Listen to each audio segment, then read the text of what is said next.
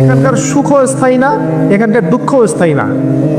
এখানে আপনি সুখে আছেন, এই সুখ চিরদিন থাকবে না। এখন খুব সুখে আছি আলহামদুলিল্লাহ, কিন্তু এই সুখ কিন্তু চিরস্থায়ী হবে না, মাথায় নিতে হবে।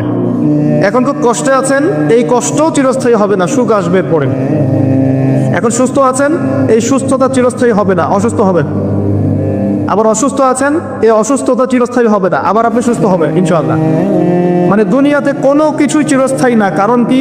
কারণ দুনিয়াটাই তো চিরস্থায়ী না, সব টেম্পোরারি। এটা হচ্ছে দুনিয়ার বাস্তবতা, হাকিকত। কোনটা স্থায়ী? ওয়াল আখিরাতু খায়রুন ওয়া আবকা। আখিরাত হচ্ছে চিরস্থায়ী এবং উত্তম, এটা স্থায়ী। এখানে যে খারাপ আমল নিয়ে যাবে, অনন্তকাল ওই খারাপ আমলের ফল তাকে ভোগ করতে হবে। ওখানে যে সৎ আমল নিয়ে যাবে, ঈমান নিয়ে যাবে, অনন্তকাল সে সুখ এবং স্বাচ্ছন্দ্যে থাকবে ইনশাআল্লাহ। এই কথাটা কখনো ভুলে যাওয়া যাবে না। দুনিয়া একটা ক্ষণস্থায়ী জায়গা।